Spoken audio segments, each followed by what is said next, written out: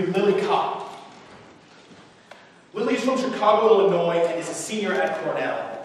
She works with poetry, creative nonfiction, and music. She's part of Neurodiverse to empower herself, as well as the other members of this neurodiverse community. She's majoring in Latin American studies and English creative writing. Please welcome Lily Cott.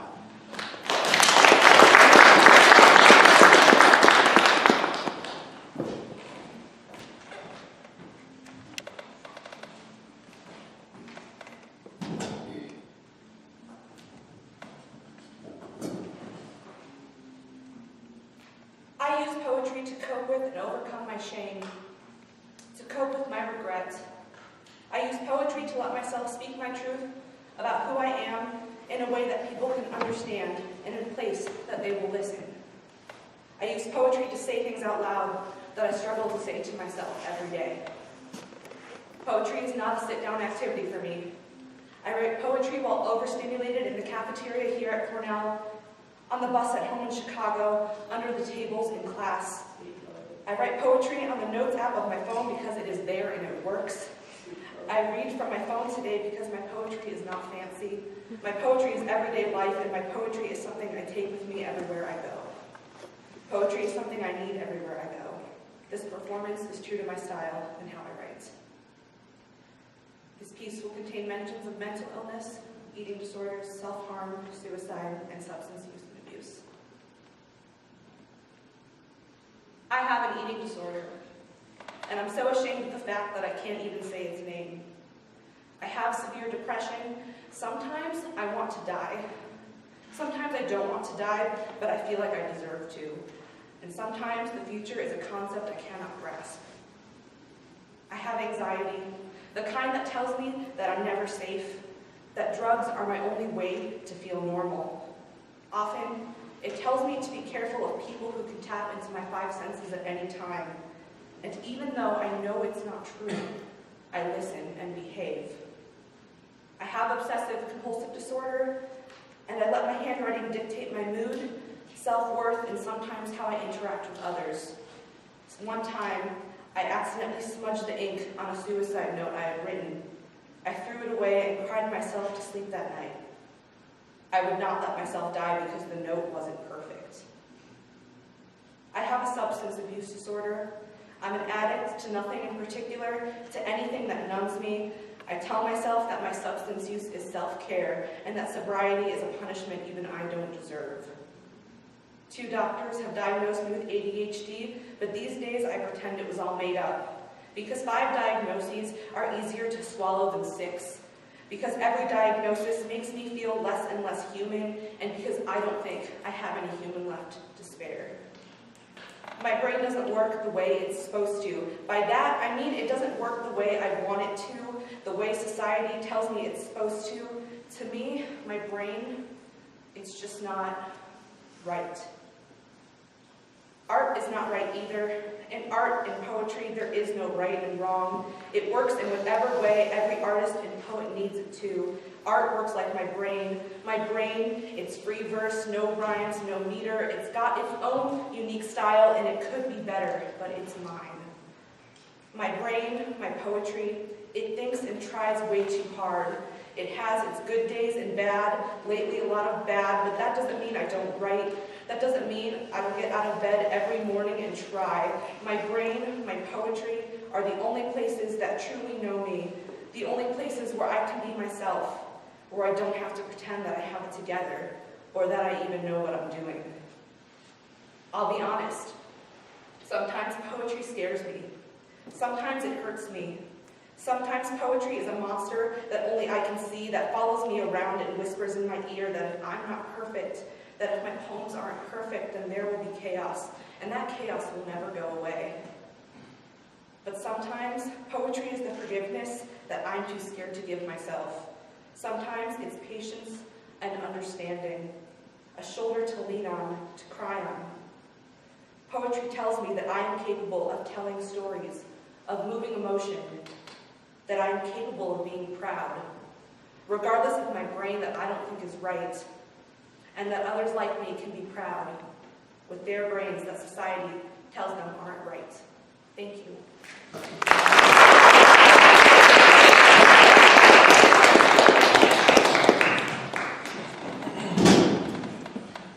Thank you, Lily. Next up, we have Armani Rogers, or as he'd like to be known, Koi Fish. Born and raised on the south side of Chicago, Illinois, 19 years of age, writing and dropping tracks on the web with friends to get noticed.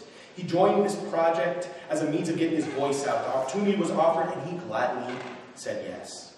The boy Koi brings a different type of style. He changes the air of every room he walks into.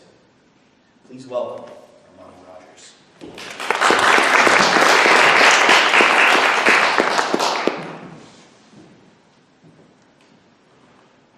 I rock a crooked halo with a coat that do my say-so. Cross country with my moves, basketball by my pesos. Mental capacity to thrash these trash rappers who be having the audacity to rap so half-ass beat. Local dragon throwing javelins, attacking shit. Dropping tabs faster than your cereal would laugh a bit. It's kind of bad, I'm always laughing at some tragic shit. The type of kid to cop a jag and then crash that bitch. Who is he? This dude is cool and smooth, spewing heat. The Bruce Lee, loose leaf, straight abusing beats. Fuck around and karate chop the head off your shoulders for getting bold and speaking out at my altar. Cannibalized remains with some eggs from Gibraltar. Met a head to his mother with a sign and say I caught him. Yeah, I rap this shit that's never thought if anyone can get body, step up, accept the offer.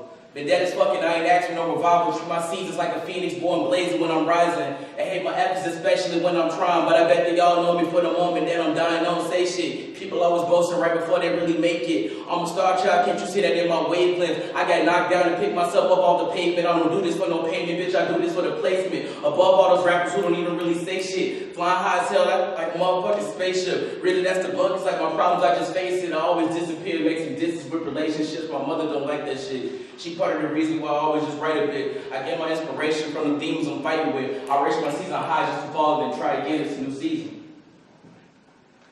I hated myself long before I even had a slightest clue of who I was.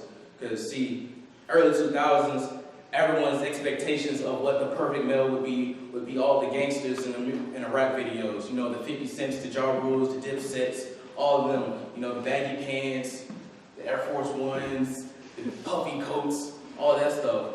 But it just wasn't me. I wasn't one of those rough and tough kids. And because of that, like most everyone in my family didn't like that. They felt like I was defective or something. And so my mom tried to push that agenda on me, and that made us more so apart. Because of that, we had some years of fighting back and forth. And the same thing even fit in school, because I was so odd and not like all the other rough and tough kids. I was somewhat of a troublemaker. Even my friends could say this, like, I was that kid who talked too much, and so the teacher would set me apart on my own little island, and I'd just be over there alone. I'd be on my notebooks, just writing, coming up with stories, coming up with poems, whatever would fit to get me through the day. And I eventually came across music. I didn't understand how to come at it at first. Like, I had already been listening to everything, so my mom gave me mixtapes to listen to. My dad left me CDs every time I went on a drive from him through the city. What I found from music was that in those lines, in those beats, over those synths, over those instrumentals, you become whoever you want to within the words. And that stuck with me so much because I saw how it helped other artists who weren't like the general people at the time. And so for a solid 3 to 4 years, I just studied the craft. And I wrote a few little rhymes for myself, you know, those grammar school style rhymes, talking about how I don't like homework, all that little stuff like that. And it was pretty cool at first. Nobody really knew about it. I just kept it on the low because I didn't, you know, want to stick out. So I get to freshman year in high school. By this time, I got some solid raps wrote down. So I'm like, yeah, I think I can, you know, keep doing this, but on the low. I ended up in a studio session with a friend, and it was just all rapping around, you know, just throwing out verses and stuff like that. Like, yo, Armani, what you got? What you got? I spit a quick verse. Everybody was like, yo, you gotta start recording, bro. You really got this shit. If you do that, you better than most rappers out here right now, bro. You got this. I'm like, I don't know about all that. I'm just doing this for fun. I don't want to, you know, be seen. I don't want to be put in the spotlight. I ended up in a studio session again. And this time, I decided, yo, I'm gonna record something real quick. I dropped the track. Everyone throughout the school was just blowing up. They didn't leave me alone. Like, yo, when that next song coming, bro, you heard Armani new shit? Yo, that shit is slap, bro. That shit, check it out. So I'm like, I guess I can stick with this then. And from that point, everything else started going up. Like, I got a little money in my pocket because I had a summer job. I got a car, so I was just dressing how I wanted to, so nobody could really mess with me at that point. At that point, I became the illest kid to ever spit it in a pink shirt, short shorts with stand socks, advanced and make my feet hurt. Everlasting, flabbergasted man, awake from sleepers, anticipated, fabricated, dragon, and a dreamer. Know me, I'm a dope ass shinobi. Slick kid with OVOs, down on both feet, listening closely with dope rhymes. I'm like OD from where I'm seated, I'm so high, I suffer from nosebleeds. They always ask me, Monty, how the hell you spit it? This shit is acupuncture, find your spot and put your pen in. If you come and sit with me, you get your shit pushed in. Believe it or not, I'm actually not a hood kid. Whoa, no time for them semantics now. I got lines to rhyme, so I'm frantic now. This shit I spit is unholy, I'm satanic now. I dress nostalgic, bitch, I'm vintage like some hand-me-downs. Posted in my room, waiting on these cream goodies, sleeping shorty stuff like the hostess with the cream goodies. Swerving in a hoopty, and I'm chucking mean loogies. Rolling doobies in them places where they showing movies. Topsy-turvy, scattered brain, and I'm awestruck, bossed up. Used to never talking on my bars up. Flying aces in their faces like my car is stuck. Talk stupid, I'm a surgeon, get your jaw tucked. Understand that I'm the best with heat. That goes for anyone who wanna step at me. I don't know how many times I gotta stress that beat. I got lines for anyone who wanna rest in peace, you dig? All that bullshit aside, I'm the illest motherfucker that is rapping aloud. I be spitting with pride, and I'm repping my side. It's straight business over here, either do or you die, you dig? See, at that point, I felt like I had it all. You know, I was an ace with the shit. Like, I shake shit whenever I shape shit. It was lit. I was that guy. And of course, things like that won't last long, because then I started realizing, yo, life is really about to hit your ass, so what you gonna do? I had to get ready for college and everything. I had to get ready to meet new people. When I saw, as soon as I made it to Cornell, I realized I'm in a new environment. I'm a new person. So I need to figure myself out now. And that time, like early on, all my friends already had an idea, oh, you're Mr. Popular. You can't stop talking to anybody. You're gonna talk to somebody everywhere you go. When in reality, I'm losing my shit every conversation I have with someone. Because all the aspects of my character that I've created or whatever, they're just little add-ons I made for survival. And I knew at some point I had to let those go, because otherwise I just fall to myself. But in spite of all that, all the people I've met, all the people I've left, all the drama that's gone across, I still stuck to my music because that's the best way I can get my words out, because I write because no one listens. And with that, everything I do, everything I say, dictates my next move. Because of that, I spit this shit with no grit in my teeth. I'm truck with youth and that's some proof, and I don't know when to sleep. Olympic feast when I summon this heat. I do my best to put my soul on the beat, and that's some real shit. I know you feel this. I spit real like them dudes that be dealing shit. People still bragging like it's cool they kill shit. Anything to stray away from being different. These fucking glory whores. It's all below me, bro. I heard it all before. These phony hoes and people that think they know me. I find it kind of funny that people still telling stories. Everything feels the same and new shit tends to bore me. I always wonder, do you people ever feel me? Do the shit I try to rap in songs ever show the real me? In any case, these new faces try to mirror me. I started 3 years ago. This shit a trilogy. Throughout my life, I've been in hell and came back to tell my legend through rap, and I'm stating true facts. I'm a man of my word. I had my plans from my birth. These crummy hands on my shirt, so let me handle this first. A stock shot when I wait, another stage when I bake. I'm falling victim to myself when I stand in this place. I try to keep my shit together, but y'all breaking me up. A solo court for all my dreams, so ain't no waking me up. I'm stargazing for the day my words is taking me up. I'm still rambling on like I ain't saying enough. For real. You won't find me in no church. You might find me in the dirt. If you're trying to find some work, then quit whining about your worth. It's just me and my teammates and we ride in a hearse. Please don't get in this business if you ain't trying to get hurt. 30 for 30, Emily was MVP. As far as rapping, I should charge a fucking inches fee. I'm back to back just like an addict. This shit tempting me. All the ones that watch it praise, not just envy me. I'm insecure as fuck. I don't know how to feel. I try to blow it all away. They say that smoking kills, along with other things. Well, I'm still learning names. I had to wait and grow older. I got growing pains. My mom worried about me. I hope she know about me. I'm just more expressive, messing with this newest hobby. Countless words and verses I'm too scared to say in person. They say I made bad decisions. Well, I guess it's worth it. I guess it's worth it.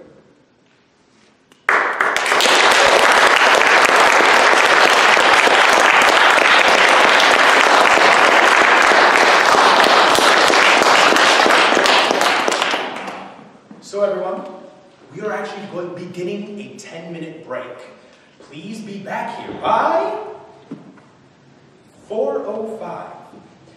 You have heard 2 two amazing poets put down their hearts, pick it up, and let it sink in. The bathrooms are out the door to the left and to the left again, or downstairs on either side of the staircase. Thank you. See you in 10 minutes.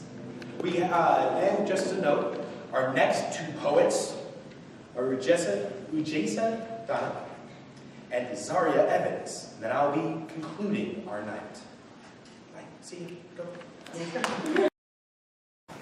Hello and welcome back to Neuro Da Verse. Prepare thyselves for two more poets. And then me again afterwards. Not important, because who's important right now is Ujjesa Dhanak. She's from Long Beach, California. She is 20 years old and she is a junior. She's a writer. She does not only use poetry, but she also journals, and it has helped her process some of the most difficult times in her life. She is studying in Cornell for an economics, business, and Spanish double major. Ethics studies as a minor. Multi-talented and a fantastic writer. Please put your hands together for Ujjesa, who is going to be presenting to you the piece, Who and... Is that how? How? I love her handwriting, it's great. Who and how and the way we find ourselves there, or we're all full of water anyway.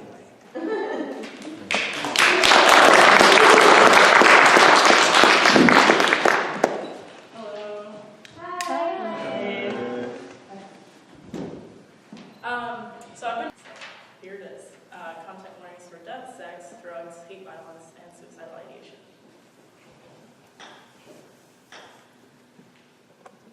You know how they say you can drown in 6 inches of water? Well, I was suffocating on 6 inches of something, and I felt that pre-death euphoria and everything wet all around. I lose myself again and again in it. I found myself rolling through grass that felt like the sea, and the rip currents pulling me under, and God is all around me, but only looking down, down, like water, water everywhere, nor any drop to drink. I feel like I'm drowning. The large silver cross that hangs from Sam's left ear glints down at me angrily through the haze, throwing vexed sparkles on the surface of the water, turbulent and twisted. I stare back and tell him God is not with him. But God is everywhere else, and I don't understand how this can be if he's so male and white and oppressive. It seems so wrong to me, but halfway around the world, my ancestors sent another monsoon to wash him from their land, and I guess it makes sense now. This kind of healing takes centuries. But God is everywhere still. His hand comes down to guide me. Moving slow through murky water, I turn my head and look where I'm directed to find that hell doesn't look like the pictures. It's beautiful and terrifying, and I feel it burning under the sun, under myself. We popped pills that day like normal kids, and swimming in and out of solid mind, I floundered, couldn't keep above the surface. I didn't break through until a week later. I remember the splash I made. When I collapsed on cold, hard tile, my poor mother cried, as if through her tears she could see my insides, distorted and discolored. We're all full of water anyway. Some people want to test that, to see if my insides are the same, because to them my outsides are already discolored. Emboldened by cloudy skies and the heady rush of invincible, ignorant youth, 3 of them whacked me with metal rods and jabbed with the rusted fork meant for carving meat, now for carving me, lashing out at my otherness. White kids with bad haircuts and worse attitudes dragging my name, ancient and powerful, down the drive. If they had broken my brown skin, the water would have dribbled out, clear and meaningful. A new well for life to pour from. This didn't sit well with me. I wish the sky had cried for me that day. The clouds had broken like I did on the pavement. Rain mixing with tears, becoming one, indistinguishable. I would have felt less alone. You know how they say you can drown in 6 inches of water? Well, I was suffocating on 6 inches of something, and I felt that pre-death euphoria and everything wet all around. When I was 15 and horribly depressed, I decided that was how I wanted to go. I feel differently now, though I still get wet when I'm craving pain and pleasure and hypoxia. There's typically no water involved and the conditions are temporary. They tell you finding yourself is a journey, So I took a trip with no expectations. There was no fear this time. I remember rolling through grass that felt like the sea, with the rip currents pulling me under and God all around me, but nowhere to be found inside. Water, water everywhere, nor any drop to drink. I realized it was different. I was wrong. God is everywhere else, and I didn't understand how this could be if he's so male and white and oppressive. Not inside me, but I know his type. I've had them before, and I'm not a fan. God is everywhere else, and it seems so wrong to me, but halfway around the world, my ancestors sent another monsoon, and another monsoon, and another monsoon. It makes sense now. The divine is different. It is vast and universal. It looks like me. It's like swimming in the ocean and realizing it's inside you too. We're all full of water anyway. And maybe we all need to understand the interconnectedness of everything and recognize the divine as water, as something that makes up such a large part of us, swimming in the ocean and realizing you're a part of it, myself a part of the whole. We're all full of water anyway. Once I went skinny dipping in the ink lake at midnight, and I looked up at the sky from under the water, and alone in the wild, stars and trees swam only for me. The world undulated, full moon swimming in the sky. Half-moon lids drift down over crescent eyes. I let myself go.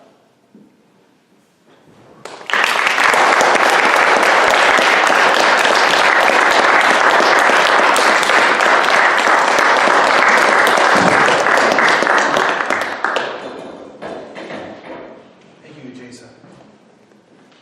Next we have Zaria Evans. She's 22 years old. She's an artist from Chicago. Yes, Chicago proper. Her primary mediums are performance and slam poetry, acting, and photography and modeling. She's a junior at Cornell College. She's studying creative writing, theater, and dance. She joined Neuro Da Verse because she does her best to support other artists.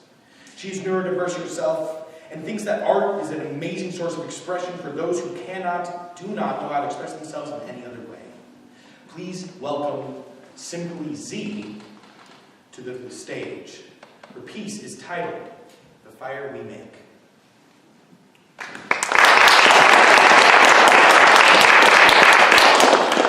Hello.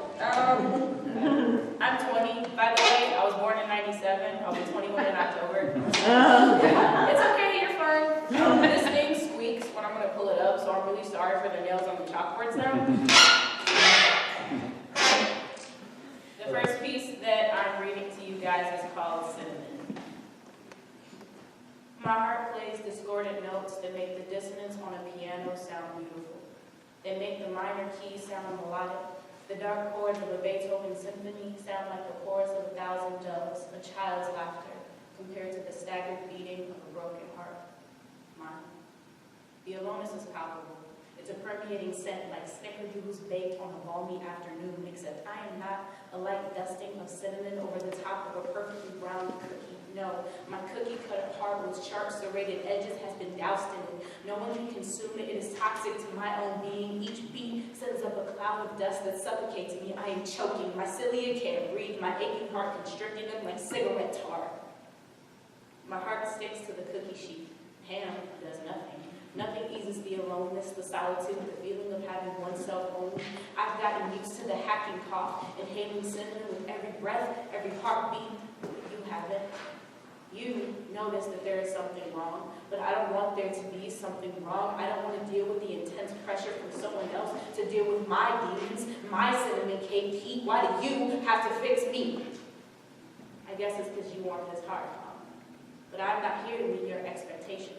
Let me live in my darkness, exist in my sadness. I've made friends with my demons, let them flower from planted seedlings. They fill my heart, they fill my soul, they fuel my art, they make me whole. I would fight the stalemate, my own cold war. Help me if you want, because I can use the support, but you can't force me out. I will dust off the cinnamon when I'm ready and not a moment before.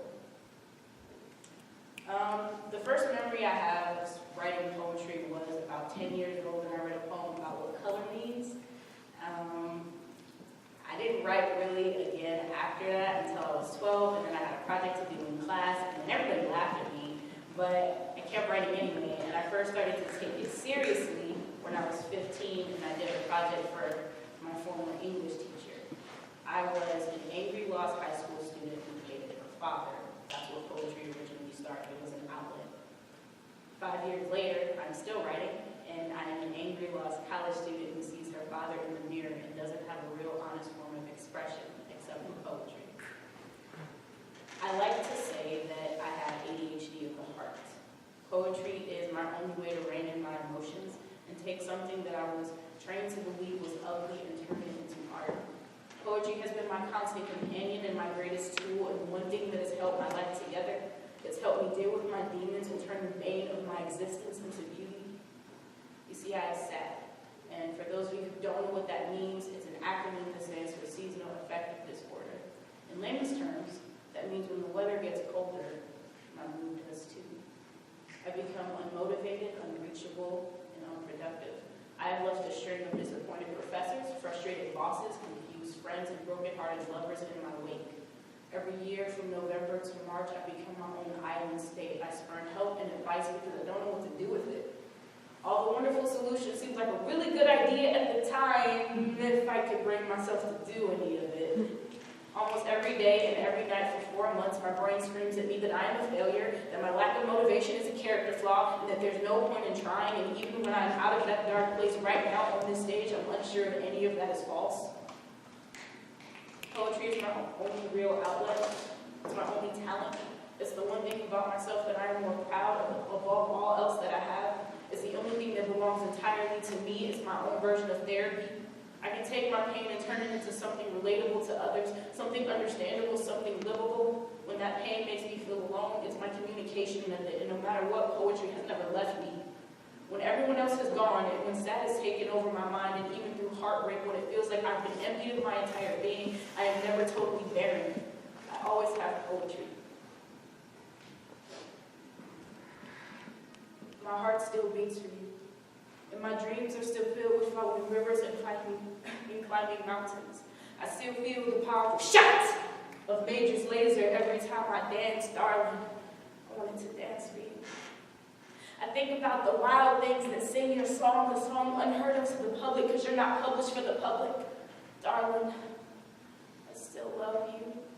Think about my last night in Chicago, the last night in this concrete jungle that I spent with you, a library, and how you pushed me into those stacks of books and you kissed me with such a fervor that one would have thought you were drowning and I was your air. I saw the desperation in your eyes, I felt the desperation in your kiss, and I sensed your desperate desire to escape the reality of your family tragedies into my spirit, yet you weren't supposed to grab me, but you did.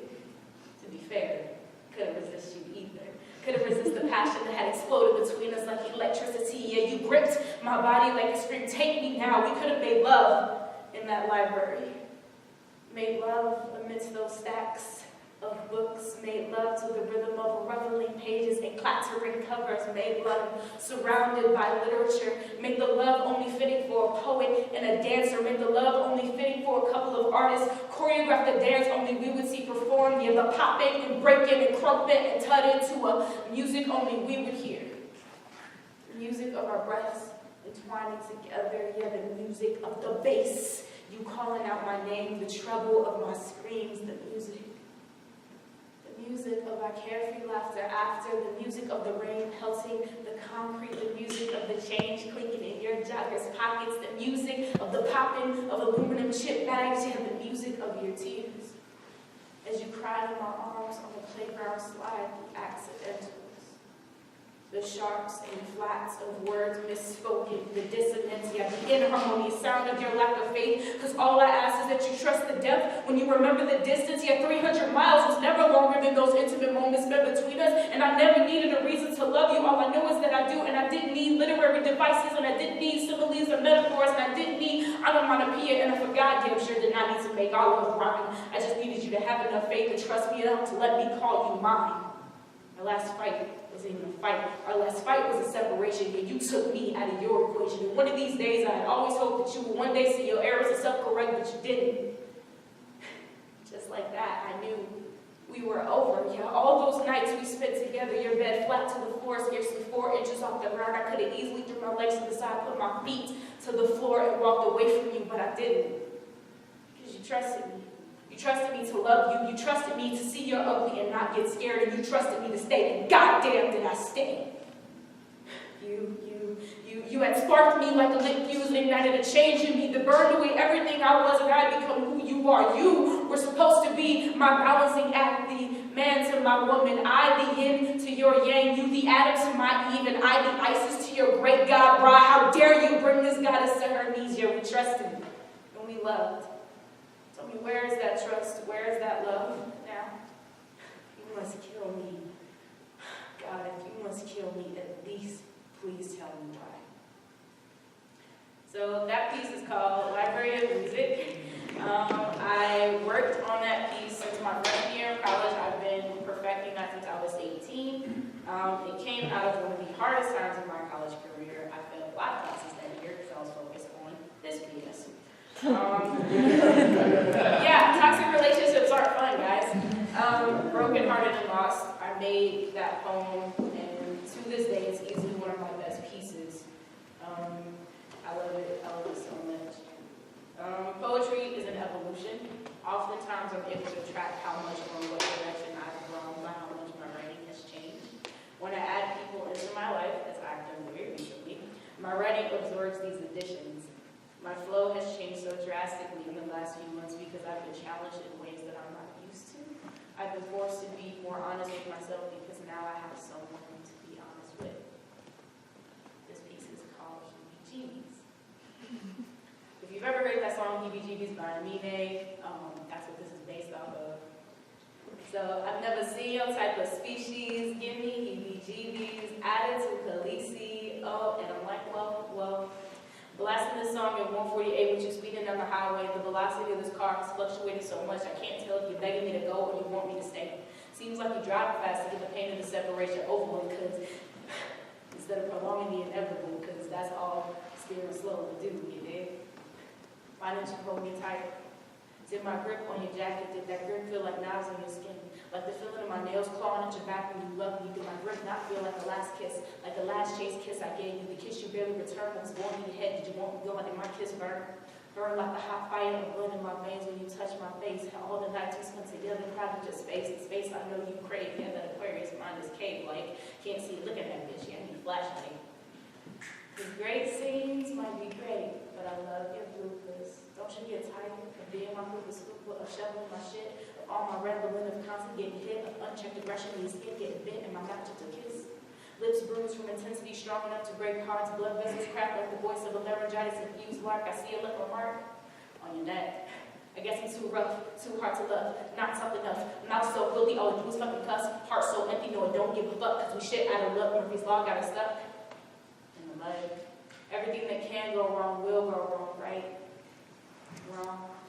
Don't you want me to be something else? More woman, more sweet, like what I've expected myself to be, what I can't be, something that will make you proud of existing here with me. I hear your voice in my head say it. Baby, you gotta trust. Trust that you are enough. Trust your touch isn't love. Trust you give enough love. Even with that mouth that does nothing but cuss with a heart that's callous, but I know it's full of love. I hear your voice in my head say, have I ever asked you to be soft? Have I ever asked you to tone down? Have I ever asked you to take off? Because I still want you around. Orange moon. Year of the tiger, born with teeth and claws to defend. To drive back the shadows from the light, born to show the world his lyrical might. Year of the tiger, born with a shitty depth, he shoveled his shit, made it his own, jack of all trades, master of none, master of one. Master of mind, fields, and emotional upheavals. Respect is his dictum and love is his medium. He deserves so much more than he gets. I'm an original, reflecting the light of the sun in his heart, jack of all trades, master of none, master of art. He's at the field line, ready to start, waiting for the flare to go off so he can start running and gunning and singing and humming, marching to the beat of his own drum, the rhythm of his horn. He got there by merit, he got there alone. Many nights he was alone, many nights. He deserves the most beautiful aria from me, and all I have is Zaria, all I have is me.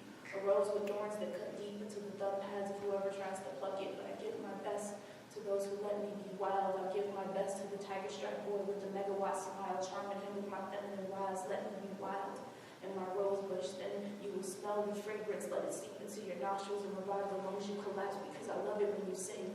The vibrations in your throat plucking my harpish chords, heartstrings, you make me feel like a work of art, like I can care for your heart, like I can be what you need.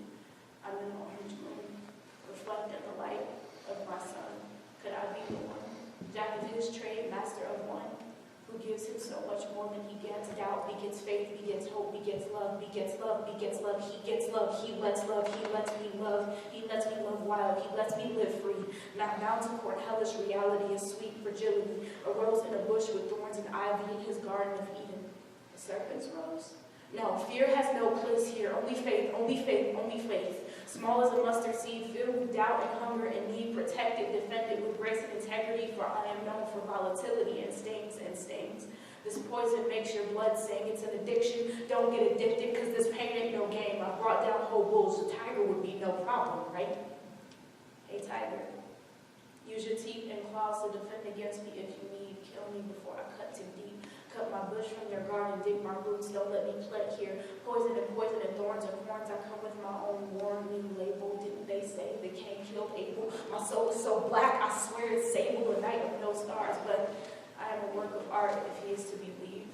If he is to be believed with the beloved smile and wicked smart. I'm an orange moon reflecting the light of my sun. I love it when our director doesn't follow his own.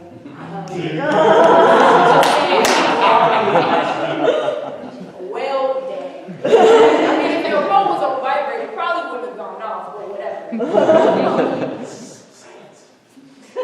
Anyway, the piece I just read was inspired by one of my favorite songs, Erykah Badu Orange Moon, by the wonderfully brilliant Erykah Badu. If any of you have ever heard of her, she's lit. She is an amazing spiritualist, and she talks a lot about the balance between the masculine and feminine principle in her music. And for a long time, I thought that I was supposed to be a certain way in order to be a woman in a relationship and to properly support the man I wanted to be with. And I had to let go of my attachment to who I was and what that ideal looked like in order to become who I'm meant to be. I'm changing, and I'm in the process of an evolution, and my writing has reflected all of that turmoil that's been happening. Poetry is my greatest tool and my greatest treasure. It's everything to me, and no matter what, I will always sacrifice for it, sometimes to the detriment of my grades, but we're not going to talk about that.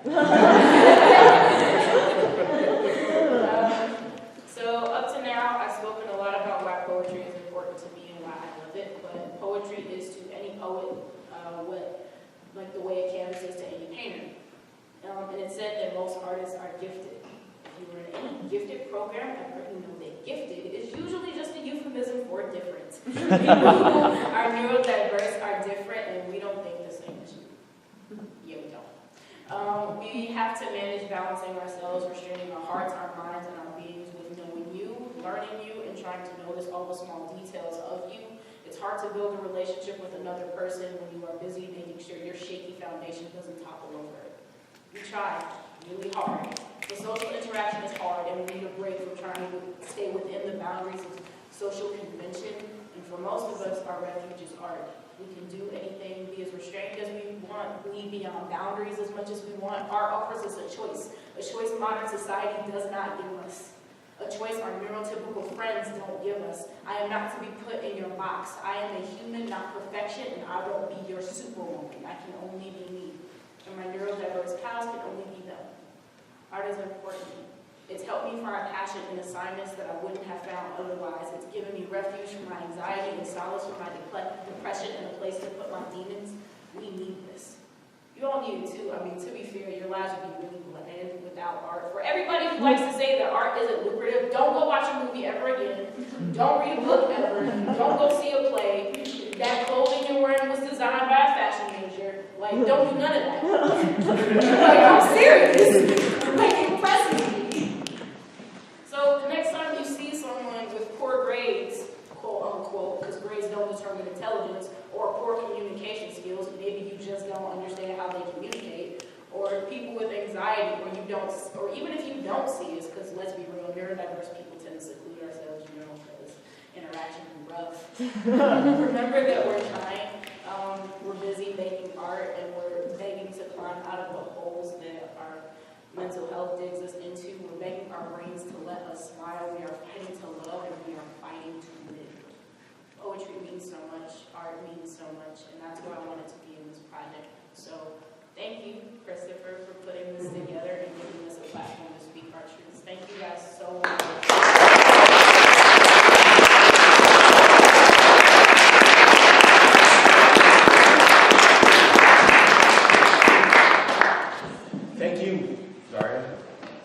Armani. Thank you, Ujjesa. Thank you, Lily. Thank you for being here with me on this stage and sharing your tools with us. So here we are, Cornell. Here we are, world. Poetry, the multi-tool we use to carve our stories into the rock wall of humanity. Poetry, a tool for rebirth. Poetry, a tool for self-advocation, a tool for self-exploration, a tool for self-expression. Poetry, a tool to understand ourselves, each other, and the world we live in. You have experienced poetry in the hands of the neurodiverse. 5 poets stood before you, and though our backgrounds are diverse, though we had such different paths, here we stand at Cornell. Here we stand as college students with the resources and wherewithal to speak our mind. Some might tell us that we are a data set too small and too particular to extrapolate over the entire neurodiverse population of America. Some might say that the 5 poets before you putting their hearts out onto the stage is not enough onus to go and fund poetry workshops and programs throughout our nation, rural or inner city. Well, here's something more. A couplet of excerpts from some studies that take it from we few to us all. In 2016, a study by Reed P. et al. In the Journal of Developmental and Physical Disabilities found a correlation between engagement in the arts, poetry, and spoken word particularly, and higher rates of positive social interaction outcomes for the participants who fell on somewhere on the autistic spectrum. Now, this engagement provided these participants of the study with more tools to express their needs and connect with the needs of others. That the participants who did not have this engagement, they didn't have those same tools. And to add to this, I present to you Leah Olson, McBride, and Timothy F. Page's 2012 study, Song to Self-Promote, promoting a therapeutic dialogue with high-risk youths through poetry and popular music, social work with groups. A very long title with a very important finding. The research conducted by the authors of this article concludes that the introduction and implementation of academic and extracurricular opportunities related to rap and spoken word poetry spoke to a significant increase in reports regarding self-worth by the survey respondents. The sample size of minority adolescents responded to the surveys asking questions related to how they saw themselves before and after experiences with this self-creation of lyric poetry. So a couplet of research to the sonnet of self-advocation. And now, a rallying call to all of you. To all of those viewing us and listening to us and experiencing our poetry now and in the future. Take a look at yourself. There might be some room for poetry at your tongue tip. There might be room in your mental toolbox for this particular multi-tool. Maybe it can be your sledgehammer. Maybe it can be a ladder to get over the obstacles in your life. Maybe it can be some lockpicks or a skeleton key. And then realize that there are so many individuals in your life that do not have the tools to speak in other ways, the tools to express in other ways, not yet at least. Support their poetry, please. I'm here today because my parents listened to my poetry, my teachers listened to my poetry, and I let myself keep writing. Let your peers, let your loved ones, let the members of our community speak for themselves.